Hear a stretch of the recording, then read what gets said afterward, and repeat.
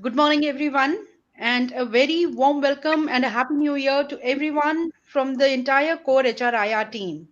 In association with HRCI, we are here with our 21st Learning Weekend webinar, and of course, the first one to begin with in year 2020. I am Jyoti Sharma, your host for the day, and we have Dr. Anita Madok with us today, who will enlighten us on the topic emotionally intelligent communication for managers in the new age. Before we begin with our much awaited webinar, a little bit about the core HRIR group. We are a network of 1,000 plus HR professionals who have connected on a single platform with a vision to network, learn, share insights with each other, and for professional development for one and all. We have proudly undertaken multiple initiatives since our very inception that pave way in grooming leaders for tomorrow. Our first initiative was providing everyone an interactive WhatsApp platform to have numerous discussions and knowledge sharing on a day to day basis. The next step for us was the launch of Learning Weekend webinar series, and this is our 21st webinar today. The next initiative was the Chai Buddy series, wherein all HR professionals meet face to face, network, and gain insights from our industry leaders. Another daunting initiative for Core HRIR Group is our Career Opportunities, which is the Core HRIR Career Center platform. This helps HR professionals explore opportunities in India and overseas. It connects recruiters and the prospective candidates. All recruiters are welcome to share their JDs with us, and our AI system automatically matches the top 10 HR profiles and shares the resumes with you. Our next credit was the Shining HR Award series, which is to felicitate outstanding and deserving HR professionals. Our recent highlight is the Core Connect, wherein we invite views on trending topics and the best insights that are shared and published in the groups. Our recent initiative also includes the HRCI scholarship test and the 8 Mega HR Conclave, which was held in Noida on 30th of November. Moving on with our today's session, I feel extremely privileged to introduce our speaker for the day. She's Dr. Anita Madok. She's the managing director with Open Spaces Consulting. We'll just move on to the next slide, which gives an overview of her profile. Open Spaces Consulting is a leading HR and OD consulting firm. She has over 35 years of overall experience, which includes more than 15 years of coaching expertise. Prior to setting up Open Spaces Consulting, Dr. Anita was Dean with School of Narsi Munji Institute of Management Studies and SP Jan Center of Management in Dubai and Singapore. She also had a long stint in HR with DCM Group and in FMCG Group. She's accredited in the usage of the Leadership Circle, MBTI, FIRO-B, which is the Fundamental Interpersonal Relations Orientation, Thomas Profiling, Belbin Team Roles, and is also SHRM Master Trainer and ACC accredited from International Coach Federation. She's also a fellow of Sumedha's Academy and a PhD in psychology. On the personal front, she is an avid traveler. She has been to 51 countries and has recently taken up running as a hobby. She'll be attending the Mumbai Marathon on 19th of January. With over three major innings in her life, she is a true example of a leader who has shifted gears, reinvented her career, and been on top of her core strengths. A little bit about me. I have 14 plus years of total experience in HR in various gamut of HR activities. I'm currently working with British Commission and have previously worked with organizations like British Council, Aon Hewitt, and IBM. So, moving on to our much awaited topic of the day, which is emotionally intelligent communication for managers in the new age. So, without wasting much time, I would request Dr. Anita Madhok to take it on from here and share her insights with us. Over to you, Dr. Anita. Thank you so much, Jyoti. It has been very nice for me to spend a nice Saturday morning enjoying myself on doing this webinar for you. on a subject that is very dear to me and subject that I feel there's been a lot of talk about, but nobody understands it very deeply. So emotional intelligence, everybody blames other people like that person is not emotionally intelligent and so should have been more, but nobody looks within themselves to see what emotional intelligence really means to them and how they give a more intelligent response. Very briefly, emotions are a very integral part of who we are. In fact, they define who we are. And whatever feelings we feel, whatever emotions, the word emotion comes from motive, something that moves us, something that drives us. So it defines who we are. Intelligence is defined as a logical, rational part of our brain which is able to reason out and is able to put logic and rationale to what we are experiencing. So when we put the two together, emotions are very often irrational, and intelligence is the rational aspect. So feeling our emotions, understanding them, being able to talk to our emotions, being able to sort ourselves out and understand our feelings and emotions, and then acting from that understanding is what emotional intelligence is about. And this entire webinar is going to focus on the future and how it is evolving. And I think part of it is already here. The future is already what we are experiencing today. A lot of changes in our lives, 2020, and how templates of human behavior have changed, templates of leadership have changed, templates of what is success has changed, templates of how we will exercise ourselves and how we will express ourselves and manage ourselves have changed enormously. We put in a lot of effort and energy in protesting against change. We put in a lot of effort and energy in resisting change and saying, hey, no, I wish things were the way they used to be. And we never think about the change is irreversible. And how do we embrace this change rather than resist it? And going with the flow and embracing the change and changing ourselves to adapt to the situation is the secret to success in the future and the new age. So that's what we are going to be focusing on for this webinar.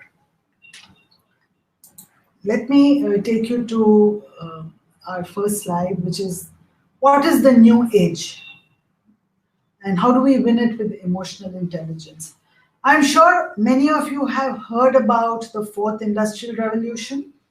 A person called Klaus Schwab, who has started the World Economic Forum, who owns the World Economic Forum, has written this book a couple of years ago, and he talks about Industry 4.0. And 2 years ago, he said we are at the beginning of a revolution that is fundamentally changing the way we live, work, and relate to each other. And then he goes on to explore what this fourth industrial revolution is about. So the first industrial revolution you might have read in your history books is about mechanizing, water power, steam power. The locomotives were developed, machines were developed, mechanical clockworks were developed in the first industrial revolution. People stopped making things by hand and they made things by machines instead. In the second industrial revolutions, there was a focus on scaling up mass production, assembly lines, large-scale operations of manufacturing, batch process, continuous process. In the third industrial revolution, which many in my lifetime have visited and have witnessed, was when computers came in. I lived through times when there were no computers and there were no mobile phones. And we saw the computers coming in and we saw the automation the way it is today in organizations.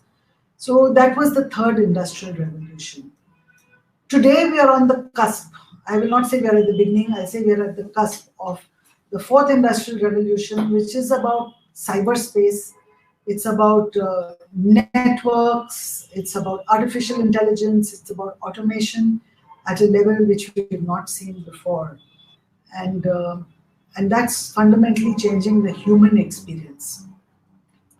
Socially also, I believe we have changed hugely from being tribal cultures to agrarian cultures, And till our grandparents' generation in India, we lived in joint families, and then joint families moved out. Many you'll still see a lot of joint families, but many joint families moved out and became nuclear families.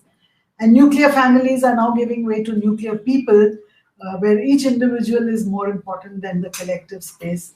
So, in social sense and psychological sense, also there has been a lot of change. So. Let me take you to the next slide, which is talking about the new age being changing the way we impact ourselves physically. So, in physically, we will have autonomous vehicles. There's already experiments with driverless driving in many countries, and I think in the next 5 to 10 years, we're going to see a huge revolution. 3D printing has already begun. They're printing out body parts. They're printing so many things by 3D. Advanced robotics at the physical level, you will see actual change. At the digital level, you will see Internet of Things, a lot of Internet. Everything works only on the Internet. Without that, nothing works. Blockchain, Bitcoin technologies, networking platforms. We moved from Facebook to Instagram and to TikTok, all kinds of networking platforms, social networking platforms. At the biological level, the way we manage our bodies and our biology, the genome is being now understood, and we are looking at genetically modifying, plants and crops, and to some extent also human beings, where their genetic defects we're able to understand and how to rectify those. The synthetic biology, so you've got body parts, knee joints replacement, heart valves, all being created synthetically and being replaced. And there is a lot of data. Just yesterday there was a Google release that Google has developed artificial intelligence software that is able to predict and analyze and understand cancers, especially breast cancers, much before any human doctor can. So the computers are now replacing, artificial intelligence replacing doctors in diagnosis as well. And it's already here. So the impact of this is being felt at different levels.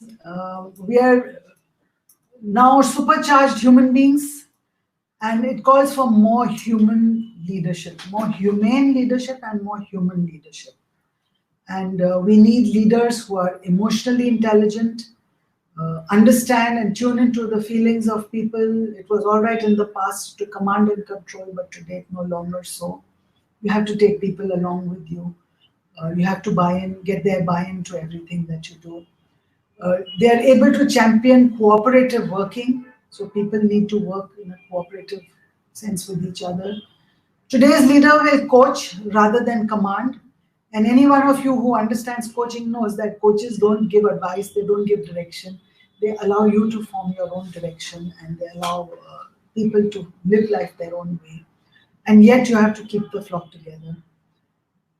Future leaders will be driven by empathy, not ego. So it's not that I'm the most intelligent person in the room, I'm the only one who has all the solutions, everything has to be my way, and I'm the one who will dominate the space. No, that is all ego driven. You have to have empathy, you have to understand every person where he is, and bring him and meet them where they're at, and then bring them forward from there. So the digital revolution needs a different kind of, more human kind of leadership. About change. Like I said, things have changed, and there's an interesting cartoon there for you to read to keep you also engaged. Uh, it's your choice. You can resist change, you can embrace change. It's up to you which side of the fence you sit on. I want to spend a few minutes more on Gen Z and what it wants. So the new generation, many of you who are tuned in today already, I could see a lot of younger profiles, people in their late 20s, early 30s. And we call you the Gen Z, millennial generation. The attention span is becoming shorter and shorter, because as you are being brought up, you're subject to more and more data. You don't have time to deal with all this data. So people are, the psychology of people is changing, the brain's capacity to to process information is changing, and attention span is roughly now 8 seconds. And if in 8 seconds people don't make sense, it shifts. And we all experience this in our time. Young generation is all netizens. They are super fast on the internet. Many of us had to learn these skills late on in our lives, but the young generation is born with these skills. Monetary rewards are the goals. In our time, we used to talk about intrinsic reward, sense of satisfaction, sense of engagement, but the real goals today are monetary. People look at work as a way to earn money so that they can spend that money on doing stuff that they really enjoy and feel satisfied with. And that's a fact that's here to stay. That doesn't change. You can't reward people by intrinsic motivation and not pay them enough. You could in our times, but not anymore. The young generation, the Gen Z, is relationship challenged. They've spent so much time on their mobile phones. They've spent a lot of time on their computers. They're used to texting rather than communicating. They're used to sending emails or sending text messages rather than picking up the phone and speaking. And you can't change that. You can only flow with that change. You can't resist that change. It's going to become increasingly more and more difficult to have face-to-face conversations for the young generation. So that gives a challenge in terms of how do I manage relationships. So the young generation to me is relationship challenged as well because of the way in which they communicate. More text, less face-to-face. Also, I believe the young generation is a very caring and very sensitive generation. The young generation is here to heal the world. A lot of youth today speak about social work, about environment consciousness, about how do we tackle pollution, how do we heal the world. So the next generation believes themselves to be social justice minded as well. There is something called the gig economy that is also increasing. That's a change you cannot reverse. The gig economy consists of individuals who would rather work on their own rather than work in a large organization. Some years ago, there was a book, I put an icon of the book out there, Free Agent Nation by Daniel Pink. And he spoke about the world moving towards each individual as a bundle of talents operating in a space which his talents are available for hire, his talents are available for rent to organizations based upon a project that they may have, based upon an assignment. So a gig worker or a free agent is one who doesn't work within the system, is not an employee, is not bound by rules, regulations, but you give him a set of deliverables, he works on his own time, in his own space, and is able to deliver you those deliverables. So we are moving more and more towards a gig economy and transient working spaces. And I do believe the young generation will work for a few years, save up some money, then they'll go on a world trip, they'll go do whatever they have to do, chase their hobbies, and then they'll reinvent themselves, learn a new skill, and keep coming back, to earn some more money, and then go back to enjoy themselves also. That's how the gig economy is increasing, and gig workers are also increasing.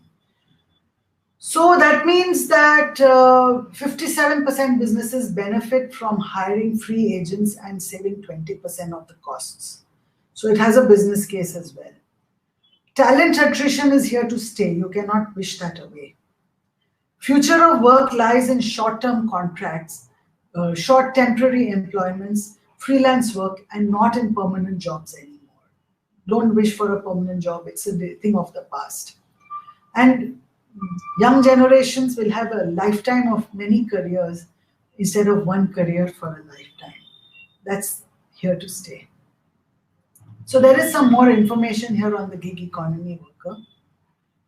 And my next slide speaks about a case for emotional intelligence. Do we really need to say it? We need to become more and more emotionally intelligent, more and more mature in our ways of working to survive in the future. So let's just see from the construct point of view, what is emotional intelligence? So there's a cartoon here that says, You're not being replaced by a robot.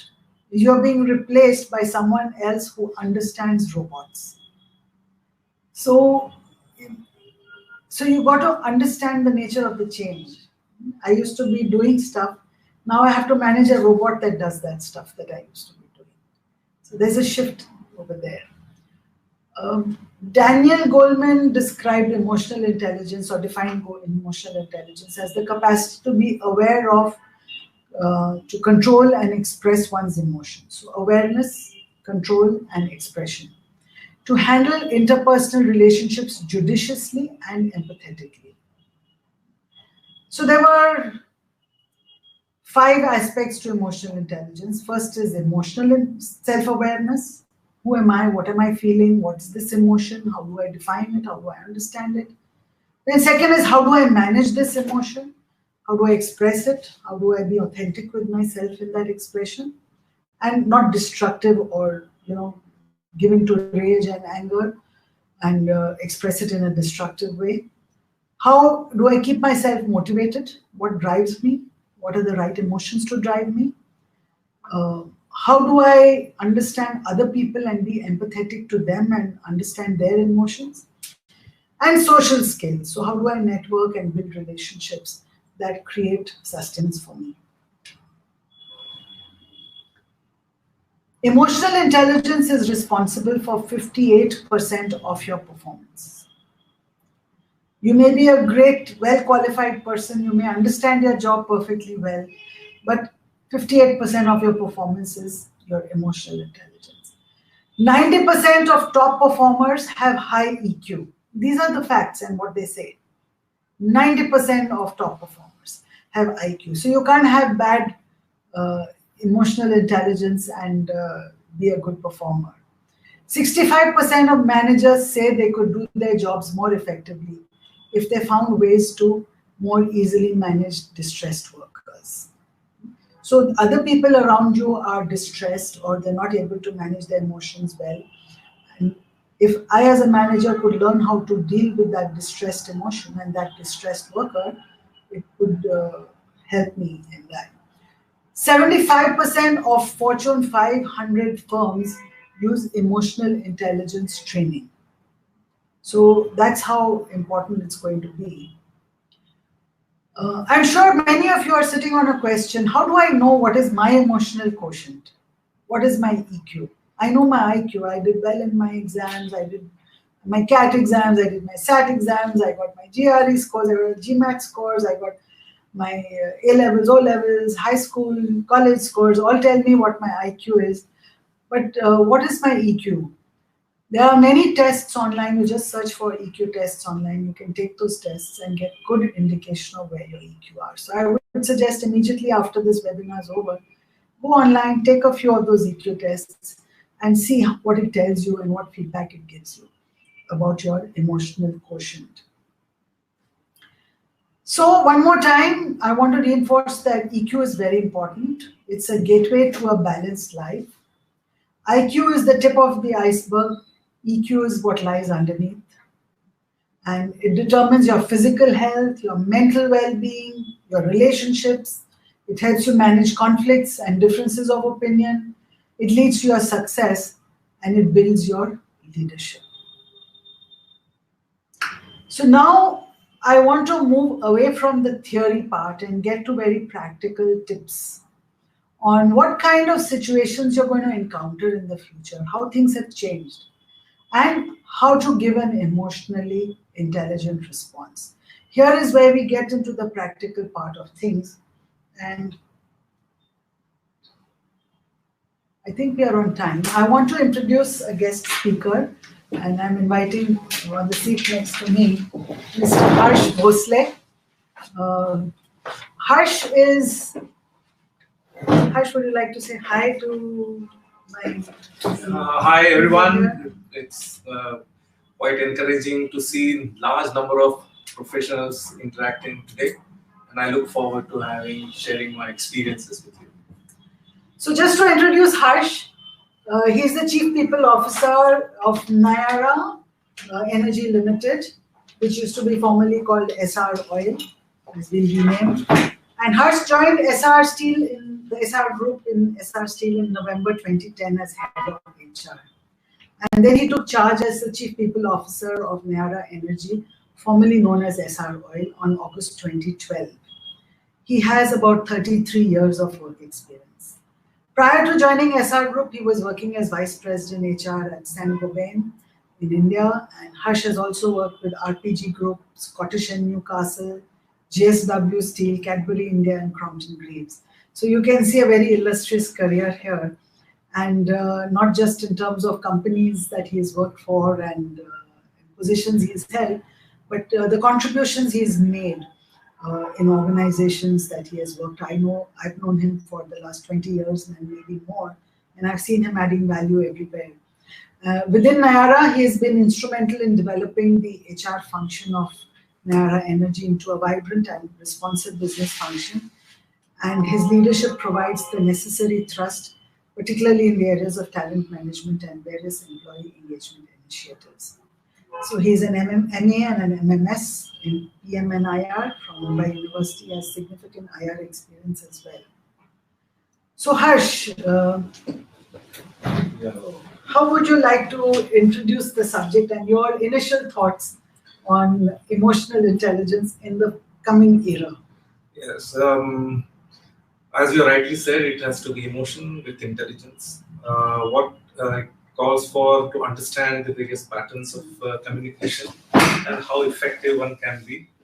To my mind, even now, the last mile of communication has always been the face-to-face communication, personal interaction. Whenever you acquire the business and sign 20, 12, $100 billion deals, while you do due diligence and everything through net and understand the people and the company, but the final sign-off is when you shake hands, look into the eyes of the people, and then close the deal. So even if when you hire somebody at the senior level, you may have all the due diligence done by third parties and through secondary sources, but the final interview decides whom you are going to select finally. So a lot of things happen when you have the face-to-face personal interaction. So my focus would be while sharing my experiences, and I would be more comfortable in sharing how this face-to-face communication has to be empathetic and with emotional intelligence. So the human touch is unavoidable. Unavoidable. No matter how much of cyberspace we get into, yes, virtual spaces we get into, yes, the human touch is the last mile is will always be, even now, and I foreseeably seen at least next 2 to 3 decades, the final mile will always be covered through face-to-face. Okay. And the deal will be signed face-to-face. So while having interactions with people, I would like people to also understand that there are certain theoretical constructs and how to use them. One is transaction analysis. When you have 3 ego states, and when we interact with people, whether you be in parent ego state or child ego state or the adult ego state, but how do you see where the person is coming from when you're communicating with those people, and whether you have a fluidity to move from one ego state to another ego state while having the conversation. It's not necessarily the situation demands that for this 1 hour situation, I will be constantly in parent ego state. No. Or child ego state. No. As a student also, you at times go and talk to your professor, getting into a parent ego state when if you have read something and advise your faculty, ma'am, this is also a thing. That means either you get into an adult ego state or a parent ego state. Same happens with your boss, same happens with your peer, then same happens with your team members. So you have the ability to fluidity to change. One sentence could be in parent ego state, the second could be straight away in child ego state. That do you have that ability? That is emotional intelligence. So according to you, the frames of transactional analysis, and I remember transactional analysis, it's been around for a long time, Yes. actually help in building an emotionally intelligent Yes. response Yes. In an organization. Yes. So right now we are in adult to adult education interaction, but perhaps you may come and prescribe something to me. I have to then at times, if I remain in parent ego state, we will clash. So at that time, I have to immediately move into a child ego state and listen to, yes, Dr. Madhav, I agree. And that's how this response should be. Thinking as to at what point in time you will move into parent ego state. At that time, I should move quickly into child ego state to give you the comfort, and then continue with the communication. Otherwise, the communication will break down if both of us get into parent to parent chat. So this is a very interesting outlook on emotionally intelligent communication. And what I'm going to do now is Can I cover a few more aspects where oh, I yeah, would sure, like to show sure, this? sure, sure. The another important aspect of communication is, while we talk about emotional intelligence, the new concept is coming as cultural intelligence. So how do you assimilate Cultural the cultural? intelligence. And so Indians, because of the diversity that we have, north, south, central, east, west, we are diverse in our culture. So we know how to deal with people. But do we know that we have this strength? Perhaps not. So why not understand that yes, as Indians, we have a huge advantage of having, because when I interact with expats or when I have worked abroad, they are very single dimensional. It's very difficult for them to quickly adjust. Whereas Indians are successful globally because they have very strong cultural intelligence. They can assimilate the culture, they can retain their culture, but also work with the other cultures. So understand that we have that strength, and that will help to a large extent in communication. So that's absolutely another our insight, So we first talked about transactional analysis and how that can help us understand how to give an emotionally intelligent response in the future. And now you're bringing a new dimension of cultural intelligence. And I think as Indians, we are very diverse. I mean, within India, we are so diverse. We have north, south, east, west, religious diversity, racial diversity, regional diversity, generational diversity. We communicate well in this country across all those. So it's given us an inherent ability to, even beyond Indian boundaries, to meet people and understand how they can be culturally different and then give a culturally intelligent response. So I think we are well placed as Indians to give emotionally intelligent response, even in the coming new age and the fourth industrial revolution, and in the face of all the changes that we are witnessing today. I think as Indians we have a little bit of a head start. So now, how do we apply all this? I've spoken about emotional intelligence, I've spoken about the new age, and you've spoken about transactional analysis, you've spoken about cultural intelligence. How do we apply all this to various situations that we will encounter in the future, and how things are changing, and what is the best way to respond in these situations? So, folks, if you want to make notes, this is the time. You'll get practical tips on what to do, how to do, what to say, what is a response to give in different kinds of situations. So the first thing I've taken is most painful point is boss relationships at work. Now imagine I'm a subordinate and I have a boss. The kind of bosses that we've had has also undergone a change. I remember in our time, bosses were very hands-on, and they would get into your life and your space and teach you what to do and how to do, and they would join you. But today, bosses are more hands-off, and sometimes you're in a virtual team. Your boss is not around to supervise you. Sometimes you're working from home. Sometimes you're working off-site. And boss is not around all the time to be hands-on, and you've got a set of instructions you've got to follow, and then there is an appraisal at the end of it also. So some of the tips that we've got here, which are emotionally intelligent responses, given the new kind of boss relationships, find out what your boss expects from you. That's the first thing. What is it that he expects from us? Understand that bosses are also working under a lot of pressure. I know everybody hates their boss. I know there's no perfect boss in any organization, but they're also working under some pressure, and they're also working in a certain context. Personal life is a bigger part of the workplace now, but not all bosses are on board. Your boss may be working 16 hours a day, And I've seen bosses working 16 hours a day. They go home and sleep for 7 hours, and that's it. They come back to work. But not all bosses are like that. Bosses still tend to play favorites. They like some and they don't like some subordinates. So you have to be strategic how to play back.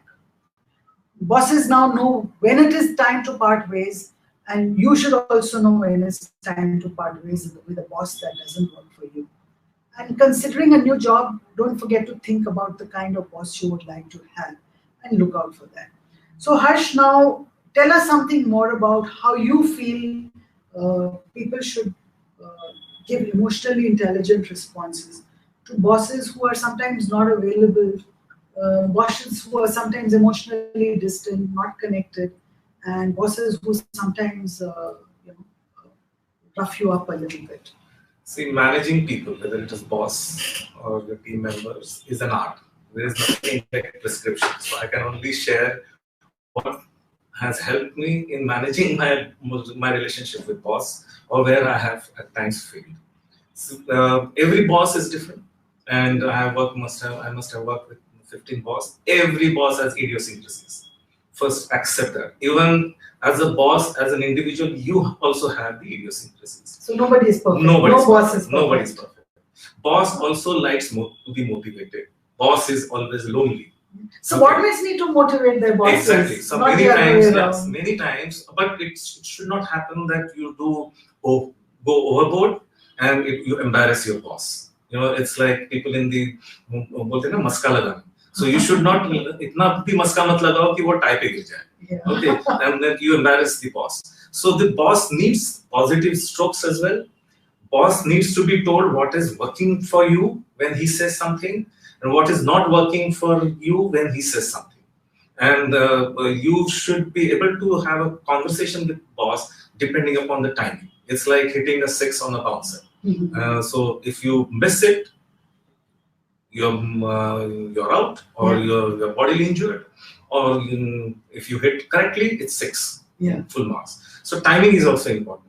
So accept that boss is the necessary evil if he's evil, and he's lonely. He needs motivation. He needs support. He is not perfect. He needs recognition from his board. So don't try and jump. Say that many suggestion here. Boss has taken the credit. He will give you the credit. And if boss is integrity is in place, he is going to write your appraisals. First, ensure that boss is really powerful. Sometimes bosses are only for bosses, and there is somebody else who actually is influencing your career. But if boss is having a good integrity, boss has full control over your career, ensure that you learn the art of managing the boss. So in the past, we used to say, when I was young and I was a junior person, I used to say, the boss is always right. Even if he's wrong, he's still right. And we have to find a way to work around it. But today, what you are advocating is more authentic response to the situation. Don't hide anything from your boss. Yes.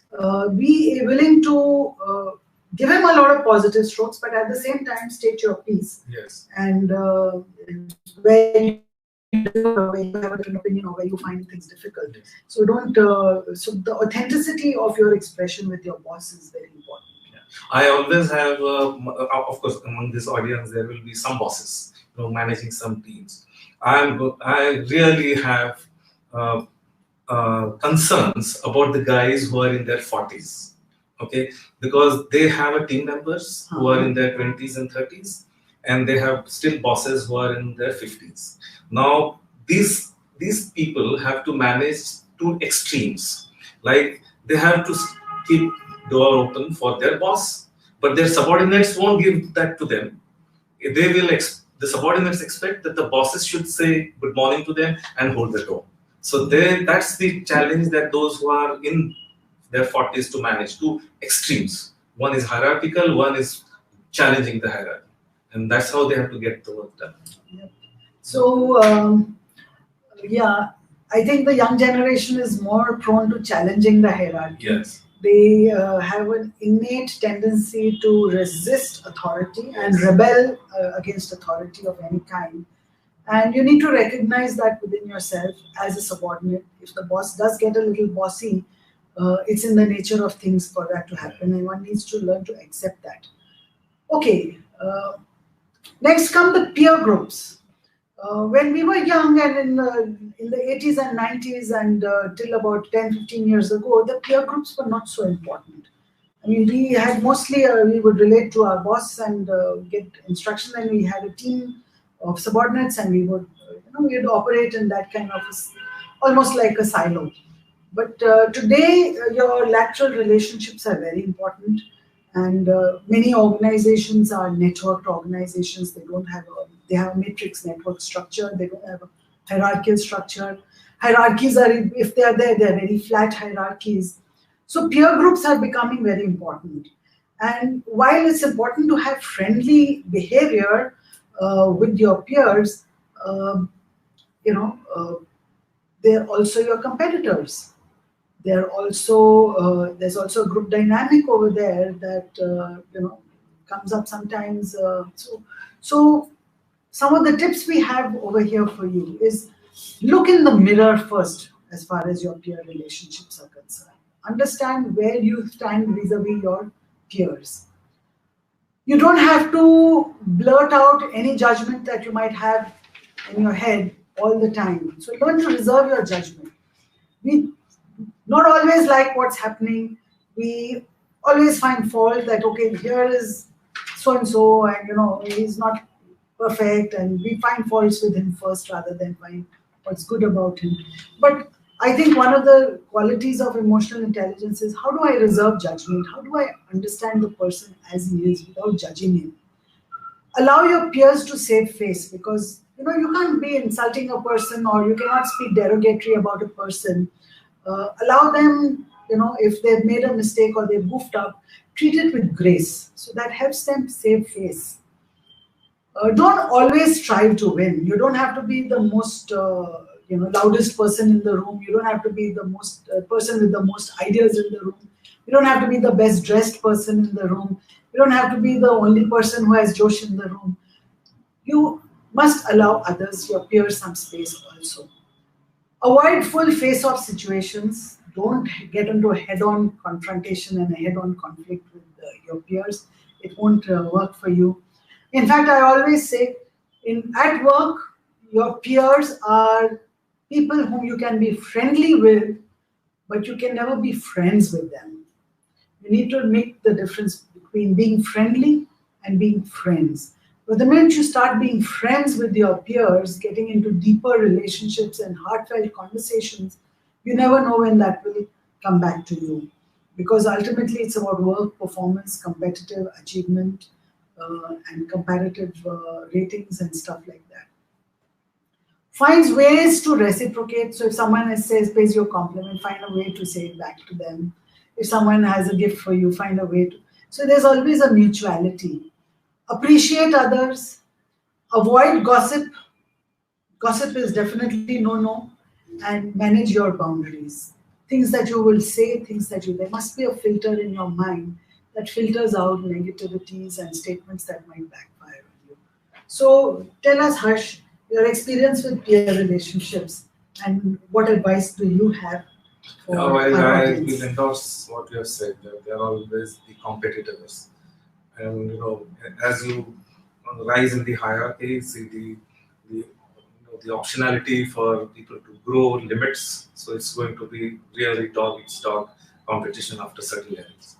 So what is important in peer relationship? To my mind, my experience is that it's the litmus test of your professional knowledge. Exactly. Okay, because this is where you cannot play politics.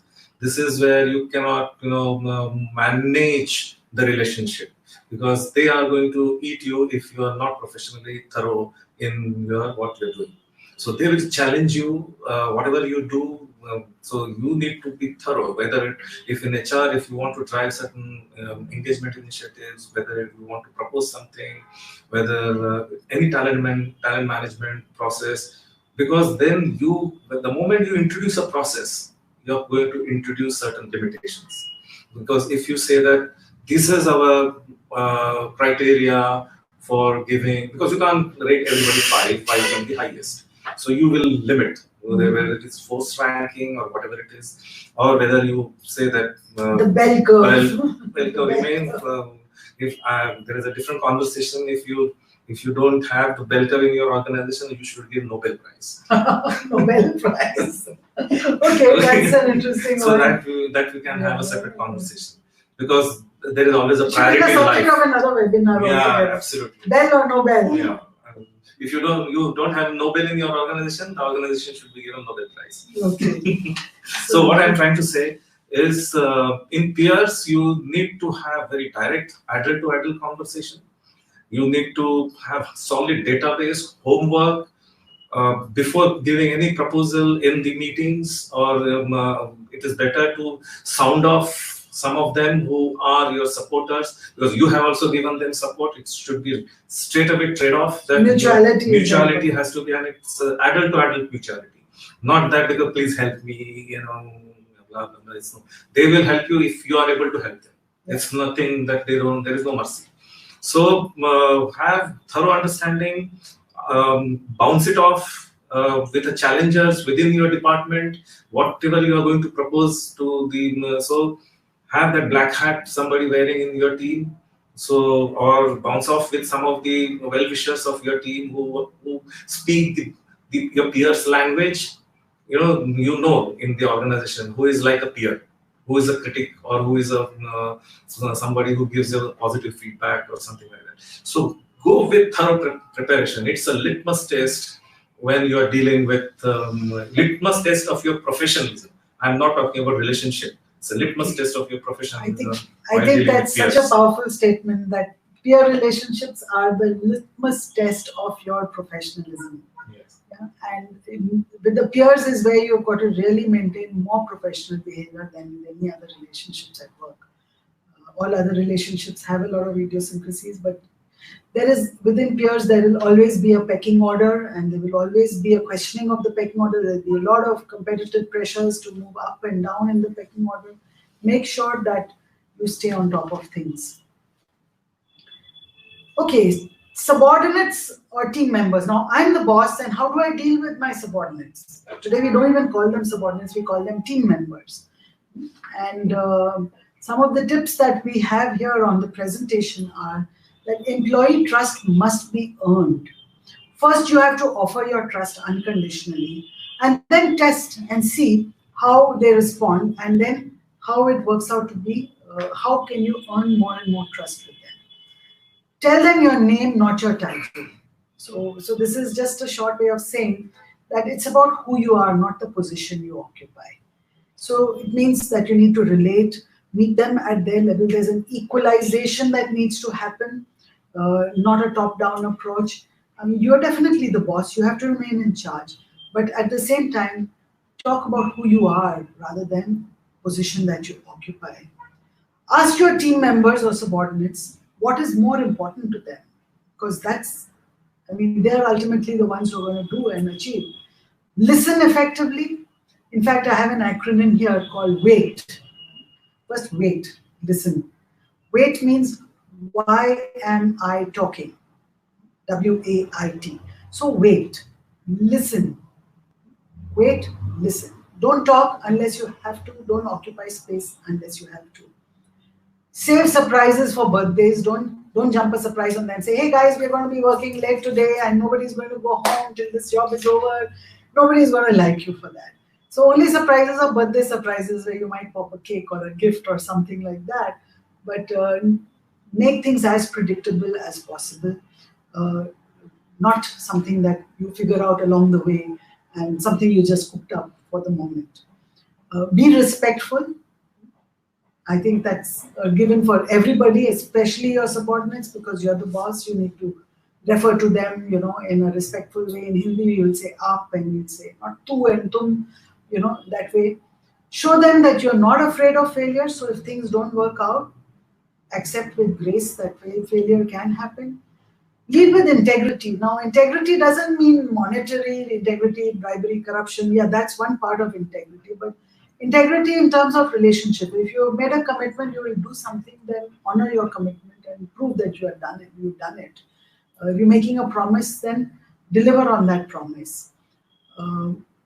Let them manage tasks. You're not the task manager. You're just a motivator and you're just supporting them. They're the ones who are managing tasks and doing tasks also. Build up and support and run in rough times. Whenever there's deadlines, pressures, things go wrong, problems crop up, how can you create a support for them and not make them feel as if they're like on their own and nobody supported me in what I had to do, and you are not the only one who has all the answers. Even if you do have the answers, don't keep providing them with answers. We always say teach your team members to fish, don't give them fish. So teach people how to fish. Don't give them the answers, help them find the answers. So tell me, Harsh, from your experience in the new era that we are going to be encountering, in Naya era in the future, uh, automation, technology, uh, virtual reality, cyberspace, artificial intelligence, augmented reality, all those things. How are relationships changing with subordinates and team members? And what is an emotionally intelligent response to it? Ultimately, it is the emotional connect, as I say. Whether the technology comes in, are you exchanging notes through mails? Are you giving instructions through mails? Or are you inviting people to comment on your work or proposals? It's ultimately the human interaction, the last mile. I would say that there are two or three things that really will help to manage your team members. First and foremost, list down what your boss wants to do to you. Many times people say, "Boss, ने मेरा performance appraisal ही नहीं किया." Write down. Boss has not done my performance appraisal. Then people say that boss has taken my credit. Write down, boss has taken my credit. You are upset with your boss. Say that boss has never sent me for training program. Boss has never praised me in public. Fine. Now you have 5, 6, 7, 8, 10 list. Now do those to your people, and you'll manage team effectively. What you have not received from your boss, what you want to genuinely pass on. At least you will do that part better, that you will become a better boss. That is one. Second, so what you're saying is very interesting, that I as a boss should think of how I didn't get the perfect boss when I was a subordinate. Otherwise, you don't and have I should try to be the boss I would have rather had. Yes. Yes. And to leave your boss. Yeah. You leave your ideal boss, and then at least get that pleasure. Boss, मेरा boss तो नहीं है, लेकिन मैं तो हूँ. Oh, wonderful. So, that's a very positive way yeah. to look at the situation. And what kind of subordinate team members? Yeah. So what else? Second is the team always wants the top cover. One of my best managers, I don't want to name the name, I can, it's your husband, Ramanathan. I always symbolizes him. One best thing that he always had was giving top cover. So once you know that your manager or your team member is honest, he has done his full work, he has done the best possible, may not have given the right result, or somewhere it has faltered, somewhere it has not. At that time, give him the solid cover, that shoulder that problem on your head. Stand up for your boss when the subordinate or your team member really needs your cover, not when everything is hunky-dory. So that's what it says, build up and support in rough times. So Yes. suppose something went wrong or problem encountered, but we did our best and we tried to manage it the best to our abilities. It was sincere, honest effort, and there were some things that we could have maybe in hindsight done better, but we did what we had to do. So as a boss, I need to provide a top cover and stand up for them and not find fault with them and say you are to blame and that you did it wrong and you could have done it this way, you could have done it that way. So two things. One is list down which your boss has not given you, give them.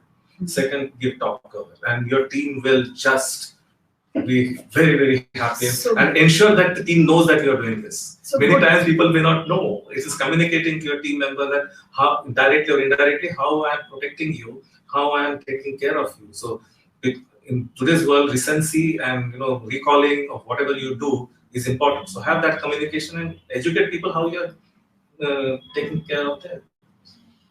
So good. So let's move to the next one, appraisal time. Dr. Anita, just before we move to the next topic, we have two very relevant questions which have come up from the audience. So, sure, please tell us. The first question is from Renu Jain, who wants to know what if your boss is biased? How do you deal with such situations? Okay, Harsh, would you like to talk about this? If the boss is biased, and everybody thinks the boss is biased, and Yes. when biased in favor of someone else, nobody says the boss is biased in favor of me. Yeah. So first and foremost, understand the reason for the bias. If it is out and out unethical bias, you can't do anything. But you need to be properly introspect as to why particular person is liked by the boss. You really need to investigate whether how that person is helping that boss or ensuring that the right data is provided at the right time, is willing to work, go extra mile, even accept at times the idiosyncrasies of the boss. So please understand where that bias is coming from. If it is unethical, maybe I don't have to give any list of unethical relationship. It can be parochial, it can be only relationships or whatever. You can't overcome those. Okay, unless you go through a whistleblower and ruin the everything. But if it is non-unethical, means it's a part and parcel of the work, then better imitate that person. Okay. Or find another boss. So if the Or leave bias the is company. unethical, Yes. and he's favoring somebody because of maybe the way he or she looks, or some special relationship they may have, or It's very difficult. or because this person is doing a lot of chamchagiri and is buttering up the boss, then he's biased in favor. That's unethical bias, and it's very difficult to deal with, and it's better to recognize it and Live with it or live with it. Or leave it. Yeah, I always say you love it or leave it or live with it. Three things. You can't change some things. But if the bias is because the other person is a better performer and is producing tasks and more effectively, more efficiently, or is a better learner, or is more professional in their behavior, then you need to understand the boss is favoring this person because of certain work criteria. See the pattern of bosses' favorites. So is it only one person, or he has a set of people whom he is biased towards? If there is a set of people, that means it is not unethical unless they are making money together. But if there is a pattern which is emerging, if there are deliverables or behaviors, follow that rather than say that this is I cannot. Okay, so Renu Jain, I hope your question is answered to some extent. Jyoti, are there any other questions? Yes, we have one more question from Ravinder Gupta, who wants to know what if there, since we were talking about peer relationships as well, so what if one of the peer member is playing a leg pulling game behind the back and trying to share negative feedback with the top management for a particular employee? How does that specific person deal with such situations? How many? Perhaps you, if not played, you should at least watch kabaddi. Kabaddi. So you should have a strength. If somebody is pulling your leg, to pull that person with you. If you don't have the strength, collect. That's as I told you. You can sensitize your peers to ensure that how that person is not only destructive for yourself, but the destructive for the team and also potential destructive for that person. So if you build that camaraderie with your other peers, you can easily manage one person. But if 4 are against you out of 5 and you are only person, then you need to reflect. But if one person is against you, 3, 4 are neutral, 2 are with you, you need to go and chat with those 2 people as to what is clicking and what is not clicking, where it is. Understand how this negative person or who is pulling your leg is affecting the other 4 who are neutral. If you can build that, dushman ka dushman dost hota hai. So if you are able to understand that this guy is also, this person is also creating trouble for the other 4, and if you can impress upon them, they will support you. And again, you will have to support them. As I told you, it has to be mutual. They should see worthy in supporting you, and they will see that worth only when they know that this person can support me in the I need that. And in the long run, peers who pull your leg and speak negatively about you behind your back, they only burn themselves out in the long run. Exactly. Stay professional. Yeah, they are the ones, they kill themselves, in the long run. They dig their own graves, they paint themselves into a corner. So that also happens. So, but that doesn't mean you should just wait for them to, But use that as an opportunity, because they will be able to pull your leg only when you give your leg to them. Yeah. So, So that's why I'm saying kabaddi. So if you are able to ward off that part, because somebody is going to catch your leg. If you are not able to use your hands properly and put that person at the distance, you can still win. okay, Jyoti, I want to move to the next slide, and so that we close in the next 10 minutes, 5, 7 minutes maybe. And Sure. then we take all the questions in one go. Yeah. Sure. So Thank appraisal time. I can do another full webinar, maybe more than one webinar on appraisal time and how to give an emotionally intelligent response at appraisal time. But just understand one thing. Now we talked about bell curve and no bell curve and Nobel Prize for companies that have no bell curve. But there are. It's a fact of life. There will be underperformers, average performers, and overperformers. It's a fact of life. No two people are equal performers. We all believe in our performance, that we did a good job, we did a sincere job, and we didn't get the rewards that we deserved. Somebody else got a better reward. We are unable to see that achievement as compared to our achievement. So I just have very, very, very brief tips here, because this is we can only touch the tip of the iceberg right now as far as appraisal time is concerned. But if underperformers, find a way to be more detached and view your performance more objectively if you are being classified as an underperformer. Put aside your feelings. You say, okay, I'm feeling undervalued, I'm feeling unrecognized, I'm feeling hurt, I'm feeling I didn't get my just rewards. Keep your feelings aside and then try and look at the situation objectively. Why did you get an underperformer rating? If you got an average performer rating and you think you should have got more, and just look at keeping aside any limiting beliefs about average performance. To me, if I'm an average performer, means I added value. Bulk of organization is an average performer. The average performers are the spine and the backbone of the company. The average performers are the ones that keep the wheels of the organization going. And if I'm an average performer, just recognize you're a valuable contributor, that you have done your bit and you're being recognized for it. So what if you didn't make it to the high performers list? Be patient about results. Try and learn more on the job. Try and look at where you could move from being an average to a top performer. If you're an overperformer or a top performer, you need to praise others, not flatter them.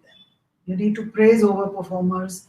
You speak about, okay, I like you because you did this and you did this and you did this. Don't say, I love you, you're fabulous, you're magical, you're fantastic, and you're great. Don't pump up egos of overperformers. Be realistic, give praise where it's due, etc. And letting go of the need to control and manage performance. So tell us, appraisal time, Harsh, what is your take on emotionally intelligent response to the bell curve? Yes. Appraisals actually is the what you call make or break kind of a relationship with the line manager. So it's very important that how much time and quality time that you spend on the when you conduct this process. And if there are sometimes people follow only paper appraisals. They don't have it's a so data oriented appraisal system that you give the rating based on the achievement. Many times you can do self assessment, and then boss will just endorse. In fact, not even paper now, it's online. So online. It's paper means I'm saying that online. Just a form filling exercise. So what is important in appraisal is to have a face-to-face conversation. It is also important to have a lot of empathy in that conversation. See, the high performers need to be managed differently, but they manage themselves to a large extent. Mhm. As you have said, solid Bs, those who are into B but um, higher trees, those are the ones who need to be properly communicated as to what is working well for them, because you're still not giving them the top rank, top rating. So you need to ensure that their areas of improvement are properly articulated with incidents rather than just motherhood statements. And for the bottom of the bell, which many companies follow forced exit, which is very unfortunate. But if at all you are doing this, and if you have to, there are sometimes people have to be rated below normal in the ranking system also. So what is important is communicating very directly with empathy as to why this is not working in this company, why this is not working here, because if you blame it on the system, where the HR department has told to do this, the company has decided to rank, and then we have to rank, then that means you are externalizing the problem.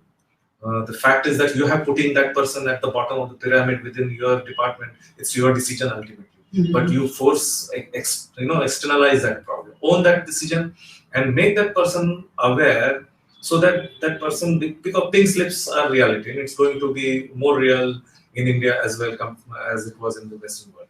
So when you give honest feedback about the strengths and also areas of improvement, there is a good chance that the person will work on the area of improvements, and then will his or her employability will go up, or at least that person will strengthen these strengths to such an extent that it will counterbalance the areas of improvement, and find a job where maximum he or she can use her strength. So the choice post that appraisal then becomes easier for the receiver, because now that person knows which is working, which is not working in this company, and which is generally my strength areas. So if I have to choose an option, where will I go? And if at all the new job also has similar requirements where my weak areas are there, then I should go prepared before getting into that job, so that in that, because sometimes once you're labeled as a 2 rater or 1 rater, it's very difficult to change to 3 and 4 rating. So at least you start afresh, and then you'll work on those weak areas, and then have a better career there. So employability, so honest, empathetic feedback is essential. Database, incident based is important, and quality time. Okay, so I'm going to move on, because a lot more can be said, but let's move on because of time constraint, and it's only part of our topic today, not the whole topic.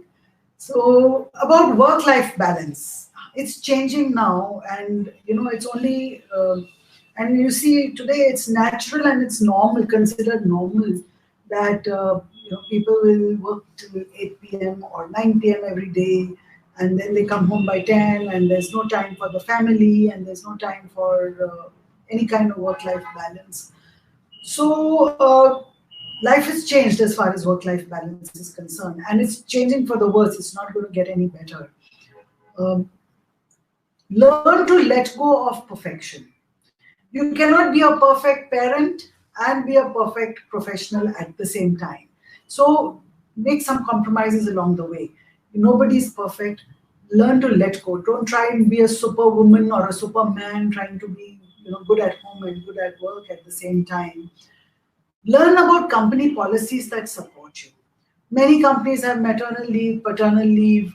Many companies have flexible timings. They have work from home options. They have job sharing options. And I'm not talking just about women who need to do baby and child care, but also men who need to pitch into the housework as well. Establish boundaries at work.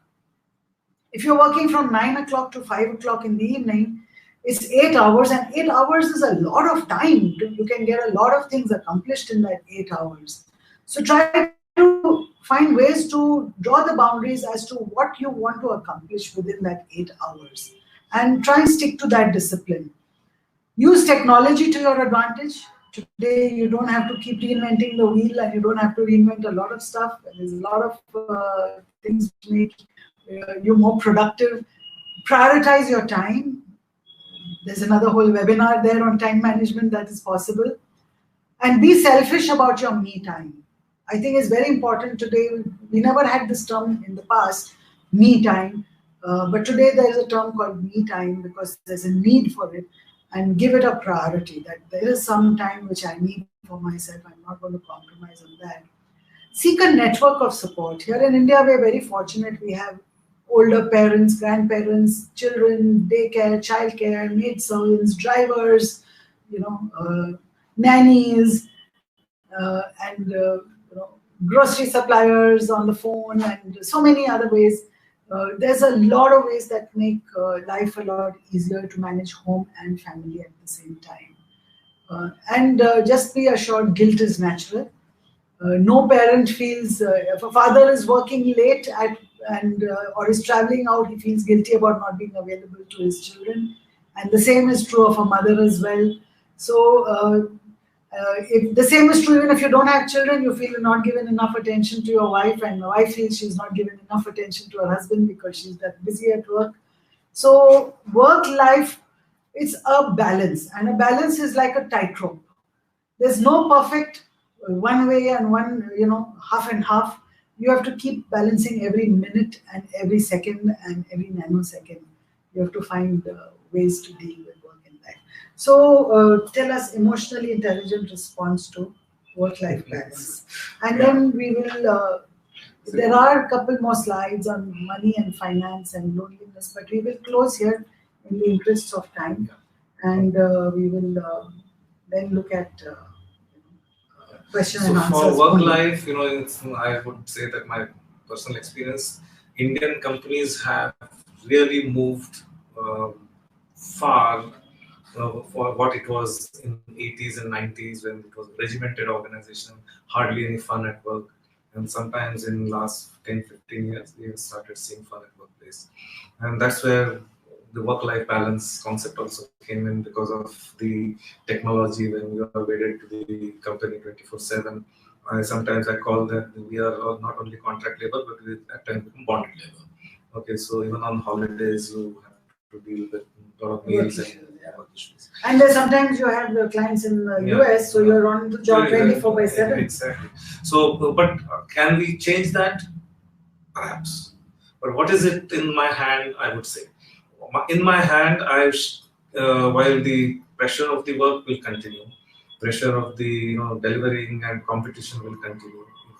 If the companies have to grow, you have to continuously work for this. Even when it is quarter on quarter performance, nobody can guarantee CEO's job. How can you see security for your own self? These companies cannot have their own security. How will they provide you security? So the best course is when you're talking about work-life balance, bring life to work.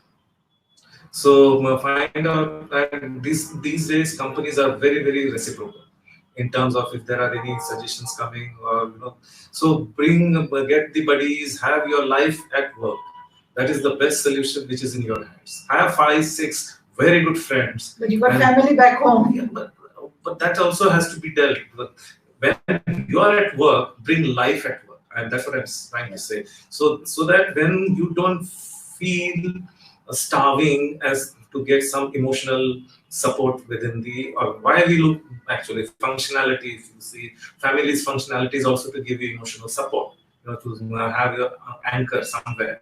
If you also have those anchors, emotional anchors at workplace, so then you will not be stretched or stressed. There will be still a challenge because we have to live with that challenge. It's like you can't. Life will be not so mechanical. Exactly. So don't send. In fact, that's our entire series that we offer from my firm. Is called Live Life and Love Work. Yeah. And that's part of my logo here. Live life, love work. It's part of the theme. That bring life to work. Bring life to work and also bring work to life. Work to life is going to come anyway. Okay. It has already happened. That's a given. Yeah. So, Jyoti, I will like to hand over to you now at the end of this slide to ask any questions that may have come from the audience. Yes, we have a lot of questions that have come from the audience. The first question is from Shrikant Sundaram, who wants to know: does emotional intelligence have a correlation with the employee experience? And also, does emotional quotient affect the teamwork? Emotional quotient does affect teamwork because in a team there are different kinds of people. Somebody is more creative, somebody is more rebellious, somebody is more informed, somebody is more extroverted and networking. So the team comprises of different people with different emotional tendencies, and some people are introverted also, and they don't speak much or they don't speak out so much.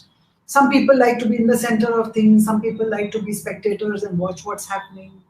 So being emotionally intelligent in a team is very important because you need to understand yourself first, what is your inner nature, and then you need to understand the nature of the other team members, and then find ways in which you manage the situation.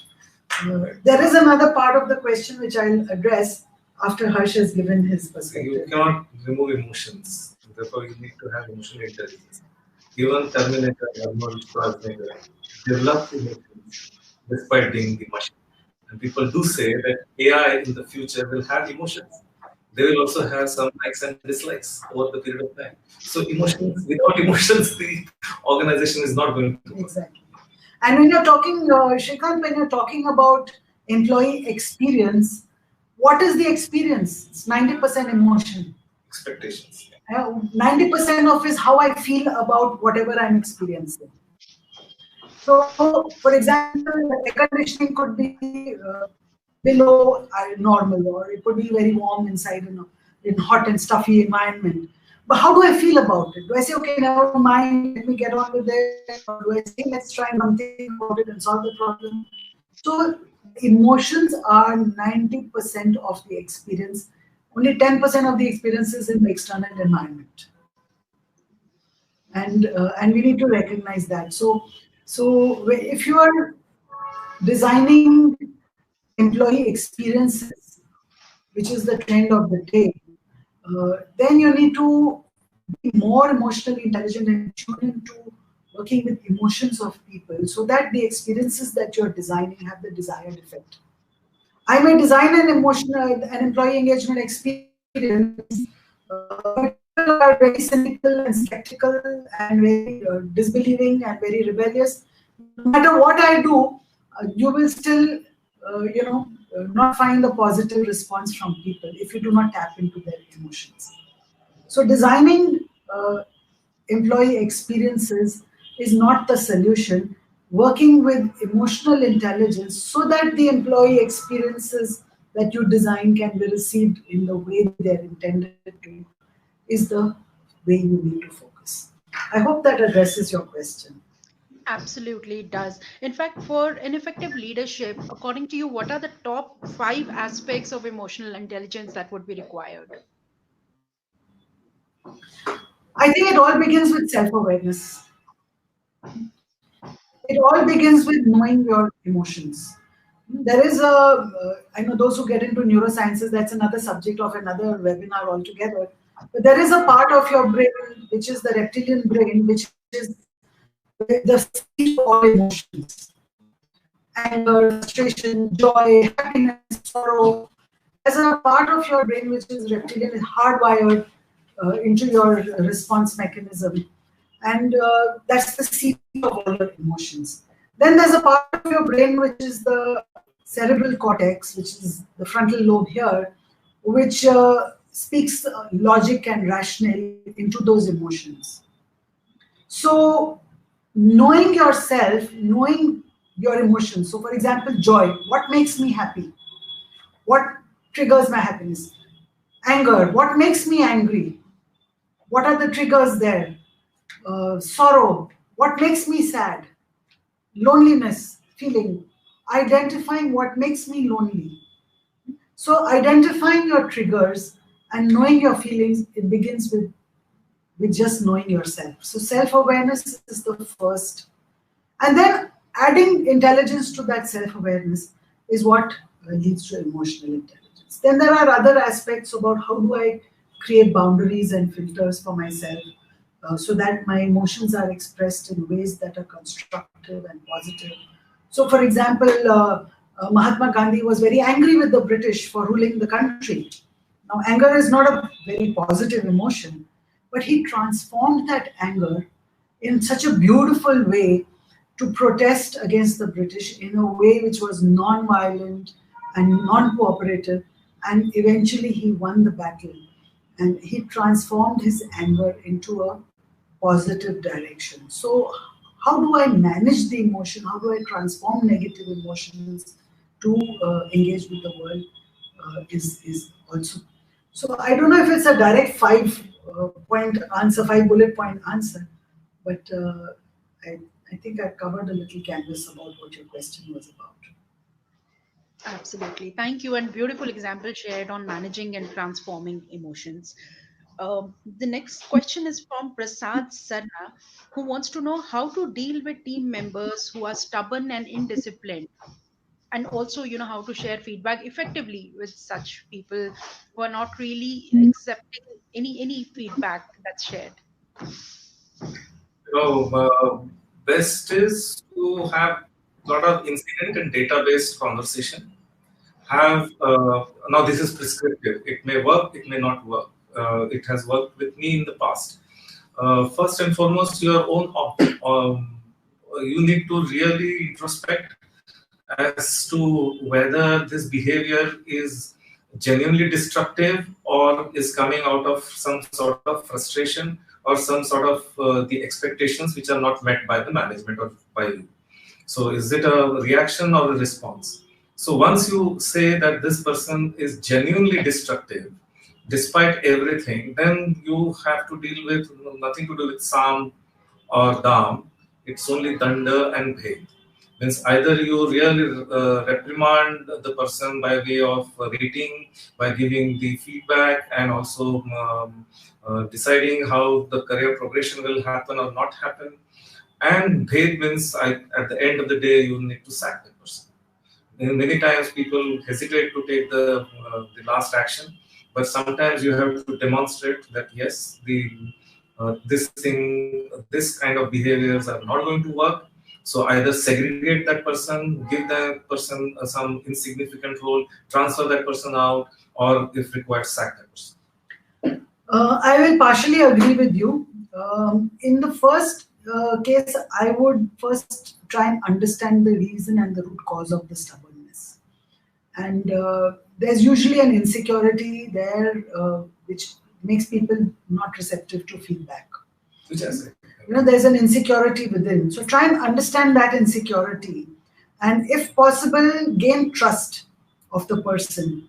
And from there, you begin the process of providing the feedback, engaging in a dialogue, getting the person to open up and speak about his real feelings and his real insecurities.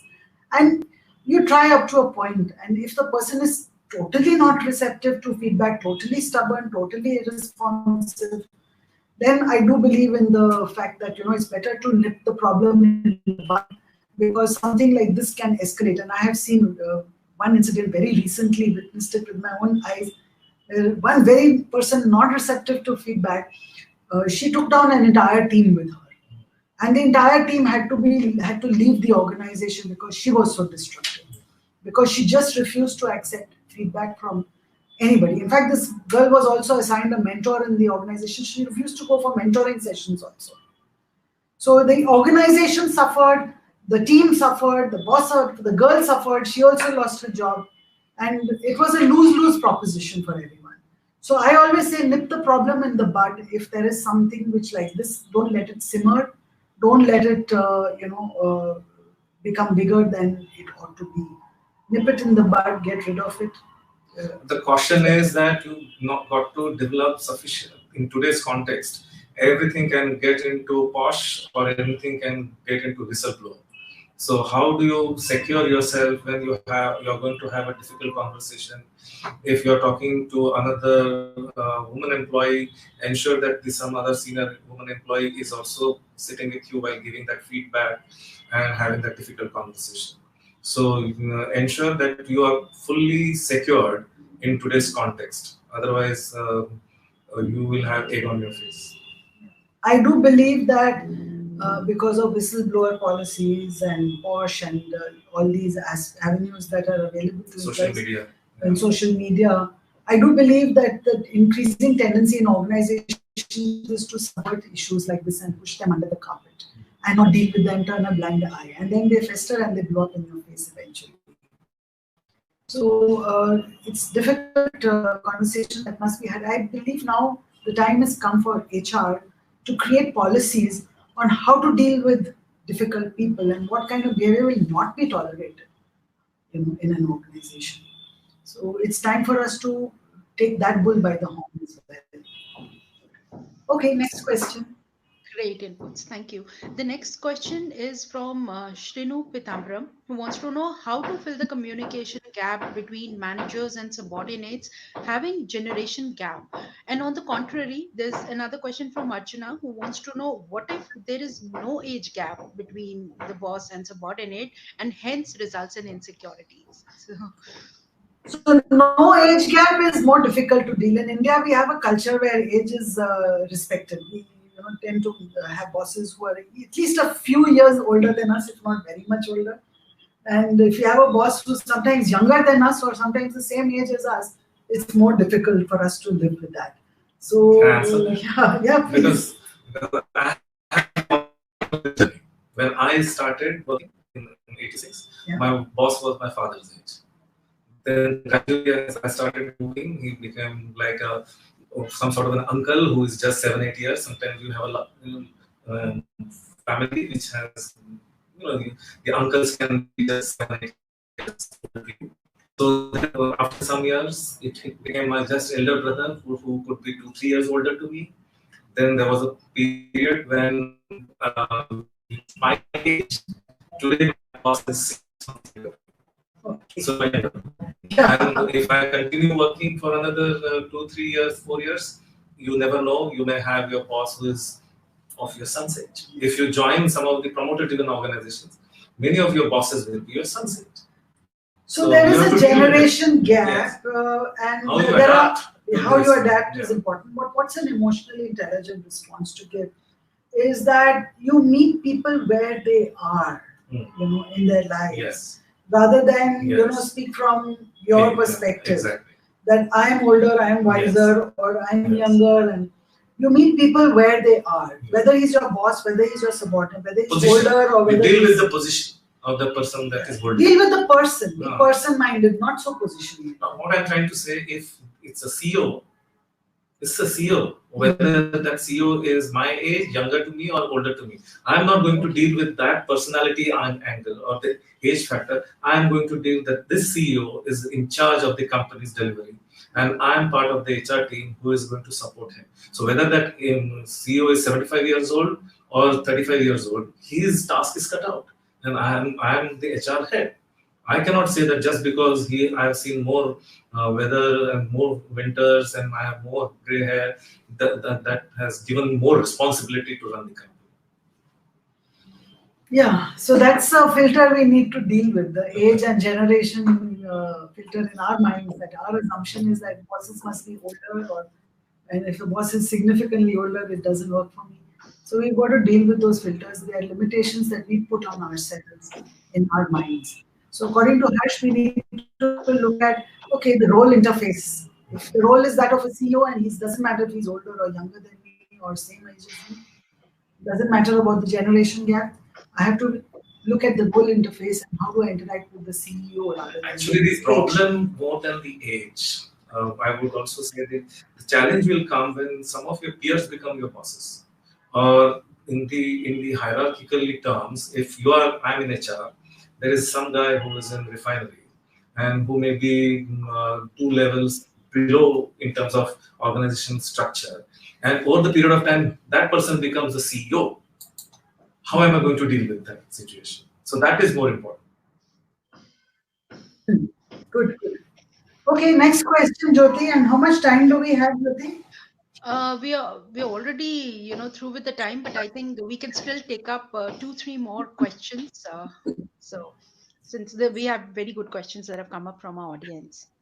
Okay, Um, so Harsh is telling me he has to leave in the next 5-10 minutes. So one question to Harsh, and then we can carry on with one more question after that. Sure. The next question is from Mayur Lokhande, who wants to know how to say no to your bosses or peers without spoiling relationships. There is nothing in life. There is a, I would say this is the unreasonable expectation that you will spoil something without saying no. The moment you say no to something, something is going to get spoiled. How do you ring fence that that spoilage is not going to vitiate the entire relationship? Okay. So that is the art. You say that without any damage, I will say no. It's not going to happen. So very very person to person specific, context to context specific. When to say that, how to say that, I in don't think presence any of formula whom? Yeah, can there is be. no formula. There's In no whose formula. presence? What is the timing? As I say, it's like hitting a six on a bouncer.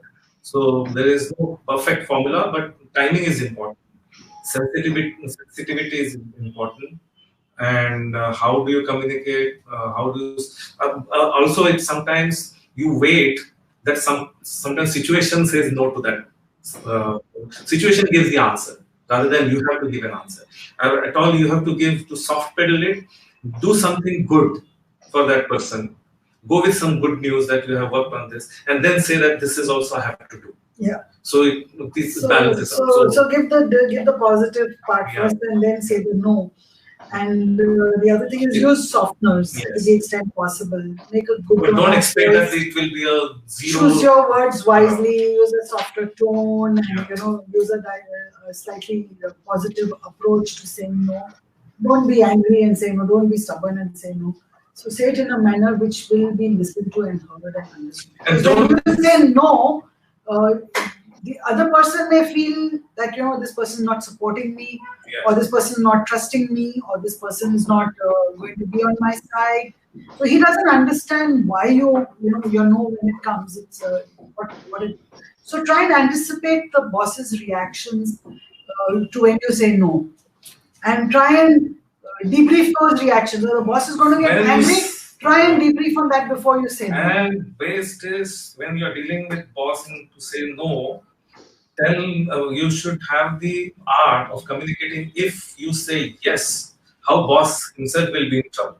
Yeah.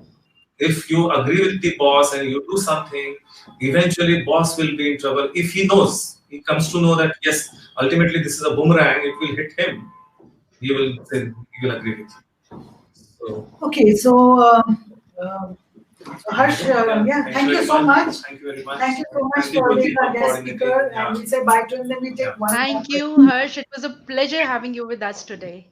Yeah, look forward. Thank you. So we Bye. take one more question. Thank you. Sure. We have two more questions. We'll quickly take them up. Yes. The next question is from Archana, who wants to know how to deal with bosses who do not meet their commitments often. How to deal with bosses who do not Who meet do their not make their commitments. commitments often, or perhaps bosses who make false commitments and then again take go back on their words. See, one thing that I learned early on in my career was that uh, gods have clay feet. Even gods have clay feet, which means that even bosses have their idiosyncrasies. Even bosses, no boss is perfect. No human being. I'm not perfect. Why do I have to expect a boss to be perfect?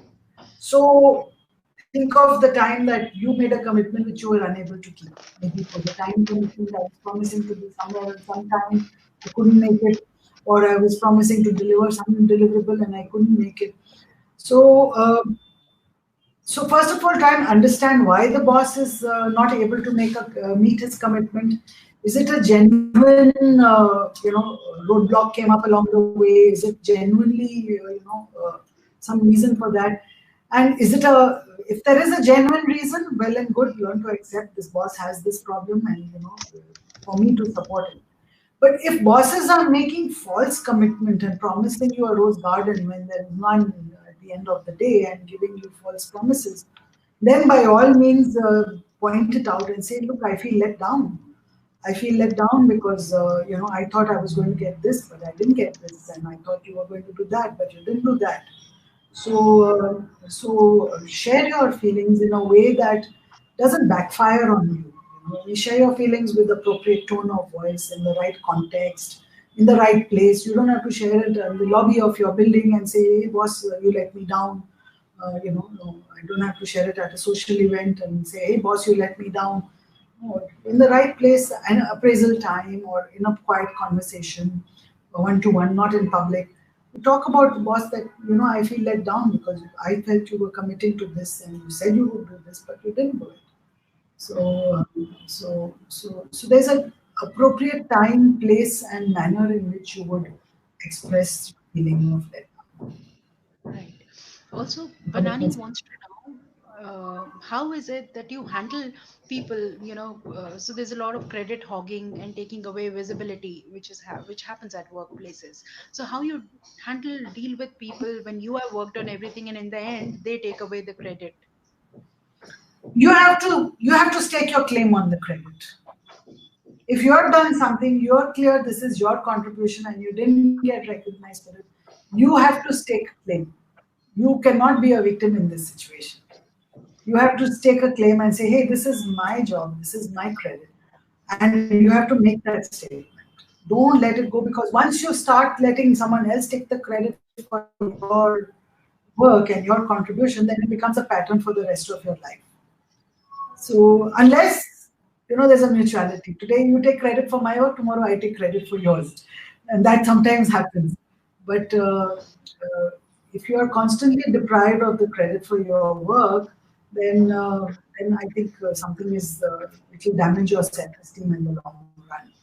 So find a way to stake a claim that this is your, or you have to jump into the rat race and win that game.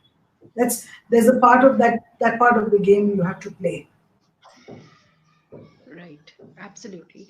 In fact, in while sharing the PPT, you had shared that emotional intelligence is 58% of one's performance. Manisha Rawat wants to know what is the best way to integrate emotional intelligence with PMS. With PMS, Yes, with performance performance. management system, That's right. to integrate emotional intelligence. Well, today performance management systems are increasingly looking only at goal achievement and bottom line, and objective to the extent possible. So objective goal achievement, and smart goals and specific, measurable, achievable, realistic, time-bound goals, and to what extent I achieve. So today, performance management systems are becoming increasingly only goal-oriented, objectives-oriented, and it's very difficult for uh, performance management system to give credit for and to measure and assess emotional intelligence. And that's not the trend. So if you're going into the future, in the new age, performance management will become more and more objective, more and more goal oriented, and there'll be no room for person with higher EQ to get better ratings. At the same time, it is also, you'll find some part of appraisal systems also measure things like teamwork and sociability, and 360-degree appraisals are done so that we understand how the subordinates are being receiving, how the boss is assessing, how the peers are assessing. Sometimes even external vendors are asked to give rating, performance ratings. So the 360-degree appraisals, which are now becoming more of coaching conversations that you're having in organizations, that's where there is room for assessing emotional intelligence. So the emotional intelligence shows up in your 360-degree feedback. It shows up in your coaching conversations with your development IDP, individual development plans. Emotional intelligence doesn't often always show up only in performance appraisal. True, very true. I'll just take up one last question for the day. So we do see that a lot of bosses keep changing opinions with regards to employees' performance. So one day it could be, the performance is exceptional, and the second day it could be that it's a mediocre performance. Now, how is it that as an employee we deal with such situations? Because a lot of time the focus is on visible actions and outcomes, and the invisible skills and competencies often get ignored. So what would be your inputs on that? So, as I said today, more and more organizations are becoming increasingly bottom line oriented, and it's ultimately, at the end of the day, what you've contributed and what you've achieved that matters, not how hard you worked and how sincerely you worked, and so did you achieve at the end of the day or not? That's important. So, if the goals are written in ways that are very specific and measurable, in one, and every goal is different, every area of performance is different, there are no two goals which are alike, and in one year you may have super achieved your goal because of certain things you did right and certain ways in which you behaved and certain tasks you took on and certain relationships and networks you got support from. So in one year you may have achieved a goal or overachieved a goal and got therefore an exceptional rating, and then the next year you got a goal which perhaps was also equally objective, equally specifically written, but there are some things that didn't come into play. Didn't you didn't build your networks to support you. You didn't do this. You didn't do that, and therefore you underachieved or you just managed to scrape to that goal.